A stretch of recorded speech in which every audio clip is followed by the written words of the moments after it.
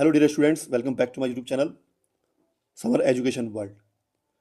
Students, आप देख रहे हैं क्लास 10 सोशल साइंस की क्वेश्चन बैंक के सॉल्यूशन।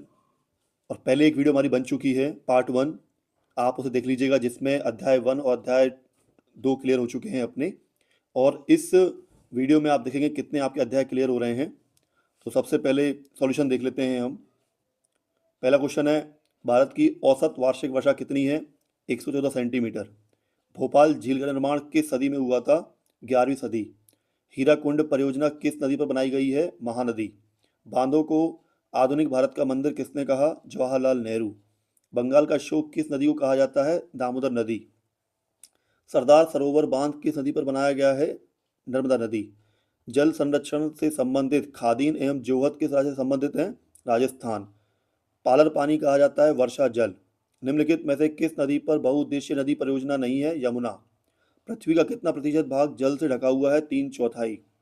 सरदार सरोवर बांध योजना में निम्नलिखित में से कौन सा एक राज्य सम्मिलित नहीं है? मध्य प्रदेश। बाढ़ के दौरान आने वाली समस्याओं का वर्णन करने के लिए गाया जाने वाला भादु गीत किस नदी घाटी क्षेत्र में गाया जाता है? नर्मदा नदी घाटी। रिक्त स्थान की पूर्ति कीजिए। विश्व का सर्वाधिक वर्षा मासिन नाम में होती है। मध्य प्रदेश राज्य ने घर की छत से वर्षा जल संग्रहण आवश्यक कर दिया है। बांधों को परियोजना भी कहा जाता है कौन सी? बहुउद्देशीय। भाखड़ा नांगल परियोजना का विकास सतलज और व्यास नदियों के बेसिन में किया गया है। मेघालय में नदियों व झरनों को द्वारा बने पाइप से वर्षा जल का उपयोग किया जाता है, बांस के पाइपों। सरदार सरोवर बांध किस राज्य में? गुजरात। इंदिरा गांधी नहर मुख्य रूप से राज्य को जीवन प्रदान करती है? राजस्थान। इजराइल की औसत वर्षा 25 सेंटीमीटर नहीं है? सत्य। सत्य देख लीजिए। सूखा क्षेत्र का सामना अति वर्षा वाले क्षेत्र करते हैं? असत्य। भोपाल झील का निर्माण 17वीं शताब्दी में हुआ था? सत्य। वर्तमान में भारत में कुल विद्युत का लगभग 22% भाग जल विद्युत से प्राप्त होता है? असत्य। चंद्रगुप्त मौर्य के शासनकाल में वृहद स्तर पर बांध, झील और सिंचाई तंत्रों का निर्माण करवाया गया? सत्य। सही जोड़ी देख लीजिए।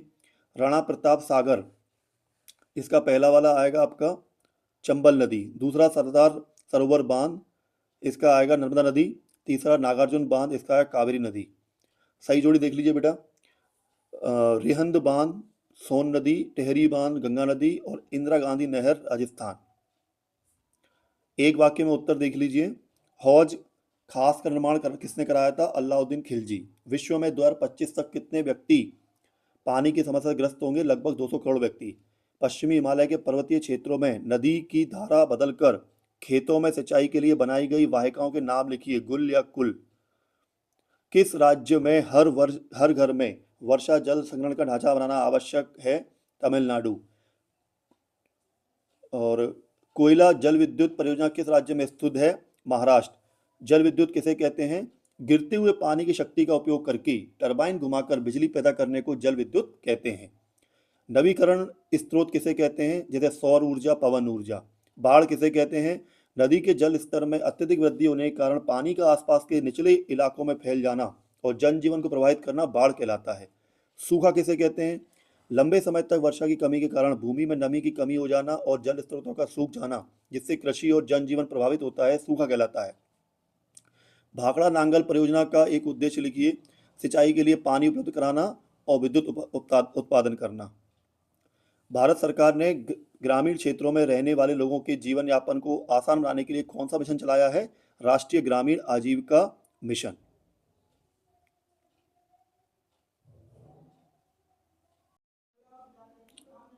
स्टूडेंट्स, इन क्वेश्चंस को भी देख लीजिए। भारत और समकालीन विश्व 2 इतिहास। अध्याय 1 यूरोप में राष्ट्रवाद का उदय। फ्रांस की क्रांति का प्रमुख कारण था निरंकुश शासन। जर्मनी में एकीकरण की आधारशिला किसने रखी थी? बिस्मार्क। राष्ट्रवाद को चित्रों के माध्यम से दर्शाने वाला फ्रांसीसी कलाकार है फेडरिक सारियू। आंखों पर पट्टी बंधे हुए और तराजू लिए महिला किस बात का प्रतीक है? न्याय। रिक्त स्थान देख लेंगे हम। राष्ट्रवाद की पहली अभिव्यक्ति सन 1789 में फ्रांसीसी क्रांति के साथ हुई। 1804 की नागरिक संहिता, जिसे आमतौर पर नेपोलियन संहिता के नाम से जाना जाता है, नेपोलियन। फ्रांस का झंडा तिरंगा है।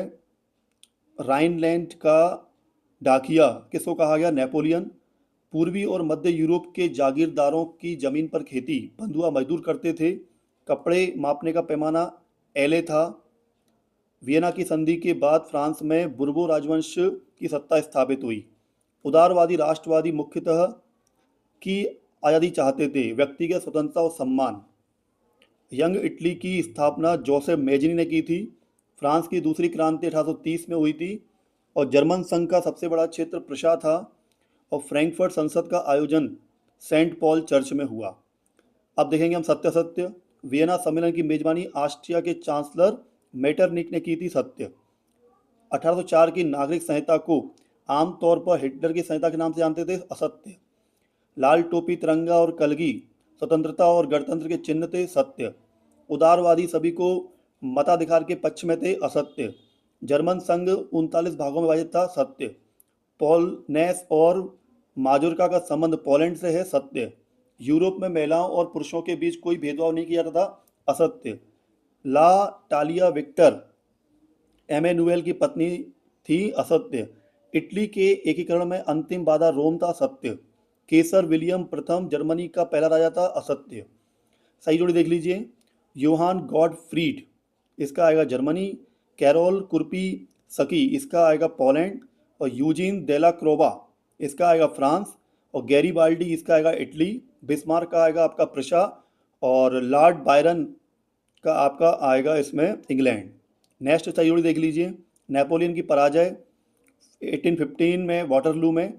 वेना संधि का सदस्य नहीं, तो ये आपका आएगा अमेरिका। और जूसेपे गैरीबाल्डी, नाविक, रक्त और लोहो की नीति। फोर्थ में इसमें आएगा बिस्मार्क।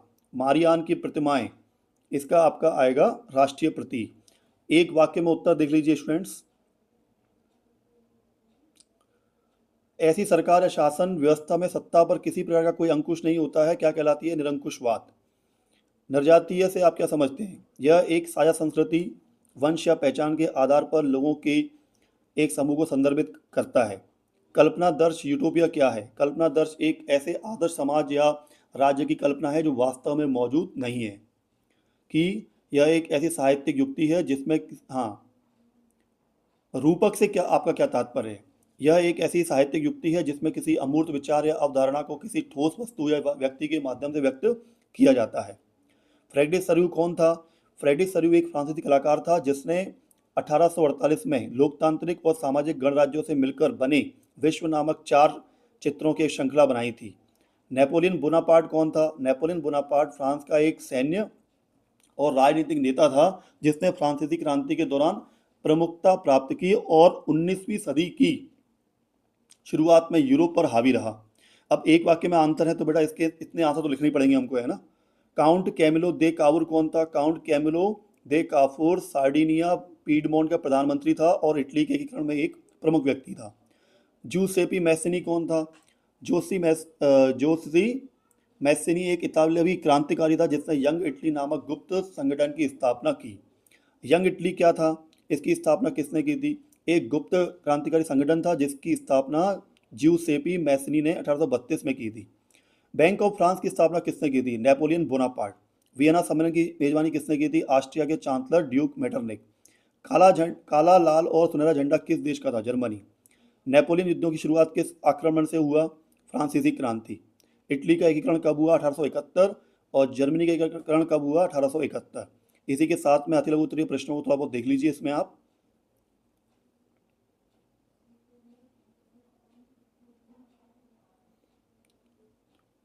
स्टूडेंट्स अब देखते हैं इस लेसन को।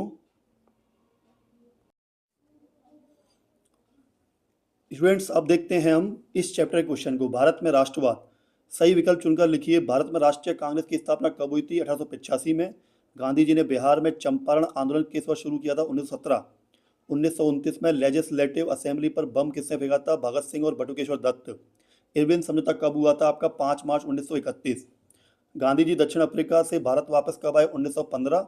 गांधी जी ने सत्याग्रह का पहला प्रयोग भारत में किस स्थान पर किया था? चंपारण।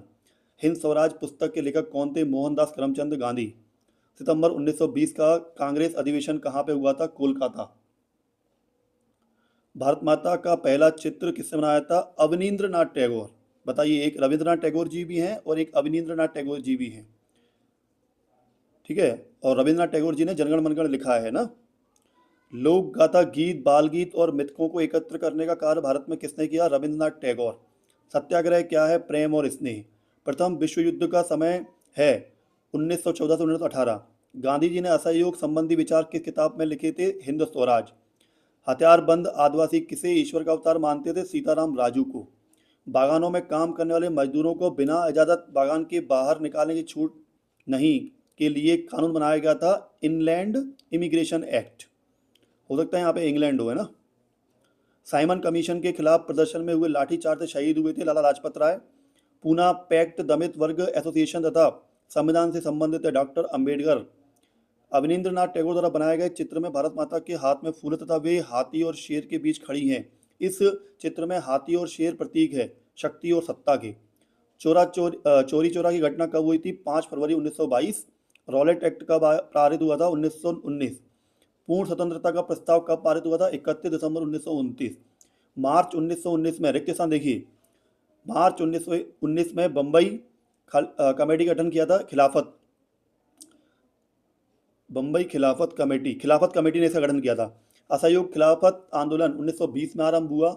दूसरा गोलमेज सम्मेलन 1931 में हुआ। आनंद मठ उपन्यास के लेखक बंकिम चंद्र चट्टोपाध्याय हैं। अवनींद्रनाथ टैगोर के पूर्ववर्ती चित्रकार रवि वर्मा थे।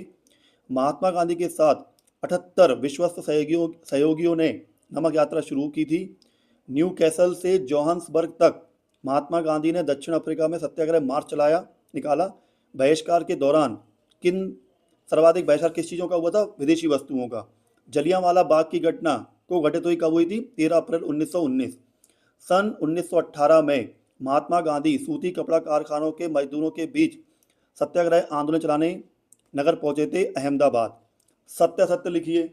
1939 में भगत सिंह और बटुकेश्वर दत्त ने लेजिस्लेटिव असेंबली में बम फेंका था, असत्य। 1927 में भारतीय वाणिज्य एवं उद्योग परिसंघ फिक्की गठन हुआ था, सत्य। डॉक्टर अंबेडकर द्वारा मार्च 1933 में दलित वर्ग एसोसिएशन की स्थापना की गई, असत्य। अब्दुल गफ्फार खान और महात्मा गांधी दोनों अच्छे मित्र थे, सत्य। अल्लूरी सीताराम को ईश्वर का अवतार माना जाता है, सत्य। जॉन टोरी अमेरिका के प्रधानमंत्री थे, असत्य। अब देखेंगे सही जोड़ी। गांधी जी का भारत आगमन कब हुआ था? 1915 में। रॉलेट एक्ट कब हुआ था आपका? 1919 में। हिंद स्वराज कब आया था आपका? 1909। और सविनय अवज्ञा आंदोलन आपका कब आया था? ये फोर्थ वाला आपका आया है 1930। असहयोग आंदोलन आपका आया है 1920। पूर्ण स्वराज की मांग आपकी हुई है ये 1929। महात्मा गांधी सत्याग्रह, बाबा रामचंद्र आएगा इसमें सेकंड का, गिरमिटिया मजदूर। वल्लभ भाई पटेल आपका आएगा बारडोली सत्याग्रह। और चौथा अल्लूरी सीताराम राजू, रंपा विद्रोह। भगत सिंह आपका आएगा इसमें इंकलाब जिंदाबाद नारा दिया था। अवनींद्रनाथ टैगोर, ये थे आपके भारत माता का चित्र बनाया था इन्होंने। एक वाक्य में उत्तर। अंग्रेजों द्वारा भारत के लोगों को जबरदस्ती सेना में भर्ती करने को क्या कहा गया? जबरन भर्ती। दूसरा, साइमन कमीशन भारत कब आया था? 3 फरवरी 1928। भारत छोड़ो आंदोलन कब शुरू हुआ था? 8 अगस्त 1942। नमक कानून का उल्लंघन गांधी जी के द्वारा कब किया गया था? 6 अप्रैल 1930। सविनय अवज्ञा आंदोलन कब शुरू हुआ था? 12 मार्च 1930। भगत सिंह, राजगुरु, सुखदेव को किस वर्ष फांसी की सजा हुई थी? 23 मार्च 1931। करो या मरो का नारा किस आंदोलन की उपज है? भारत छोड़ो आंदोलन। अवध किसान सभा का गठन किन लोगों के नेतृत्व में हुआ था? बाबा रामचंद्र और जवाहरलाल नेहरू। बहिष्कार शब्द का अर्थ क्या है? किसी वस्तु या व्यक्ति से संबंध तोड़ना। 1917 में गांधी जी ने बिहार के चंपारण इलाके का दौरा क्यों किया? नील की खेती करने वाले किसानों की समस्याओं को हल करने के लिए। पिकेटिंग शब्द का क्या अर्थ है? विरोध प्रदर्शन के रूप में किसी दुकान, कारखाने या अन्य स्थान से बाहर खड़े होना या मार्च करना ताकि दूसरों को अंदर जाने से रोका जा सके, ध्यान आकर्षित किया जा सके। 1859 का इंग्लैंड इमिग्रेशन एक्ट क्या था? बागानों में काम करने वाले श्रमिकों के पलायन को रोकने से। स्वराज पार्टी का गठन कब और किसने किया था? 1923 में मोतीलाल नेहरू और चित्तरंजन दास ने। कांग्रेस के किस अधिवेशन में असहयोग कार्यक्रम पर स्वीकृति की मोहर लगी? नागपुर अधिवेशन। और क्रांति मानव जाति का जन्म अधिकार है जिसका अपहरण नहीं किया जा सकता, या किसने कहा था? भगत सिंह। इसी के साथ स्टूडेंट्स, आप लोगों ने अति लघु क्वेश्चन कर लिए होंगे, इनको देख लीजिए एक बार। और पेपर से पहले अगर आप इस वीडियो को देख सकते हैं तो अच्छे से आप देख कर जाएं। और ये इसका बेटा पार्ट 2 है। अब आगे वीडियो और नहीं बन सकती है क्योंकि आपका एग्ज़ाम स्टार्ट हो रहा है, लेकिन मैं आगे की वीडियो आपको बना के दे दूँगा ताकि आपकी आगे की प्रैक्टिस भी होती रहे एग्ज़ाम के बाद भी। इसलिए आप है ना, जब तक इस पीडीएफ को अच्छे तरीके से देख लीजिए। इसके क्वेश्चन आंसर्स को हल नहीं किया गया है क्योंकि समय की बहुत कमी थी हमारे पास में, इसलिए ना। आपको आने वाले पेपर के लिए, जो पेपर देने जा रहे हैं आप, उसको बेस्ट ऑफ लक। लेकिन आगे चल के जो भी आपके एग्ज़ाम होंगे, कोशिश की जाएगी कि आपको जल्दी से जल्दी पीडीएफ प्रोवाइड की जाए ताकि आपका पेपर और अच्छा जाए। अगर ये वीडियो आपके लिए फिर भी काम की है, आपको अच्छा लगता है, तो चैनल को सब्सक्राइब करें और वीडियो को शेयर और लाइक करें, ठीक है। जब तक जिन बच्चों के पास में पीडीएफ नहीं है, तो है ना, ये पीडीएफ को आप पूरा देख लीजिए क्योंकि आगे बहुत काम की है ये पीडीएफ। इसलिए मैं आपको पूरी पूरी पीडीएफ को दिखा रहा हूँ, है ना। इसी के साथ में चैनल जो है आपका summer English world and summer maths world को भी आप सब्सक्राइब कर लीजिए क्योंकि वहाँ पर भी आपको मिलता है बहुत सारा कंटेंट सीखने के लिए, ठीक है। Thanks for watching this video everyone.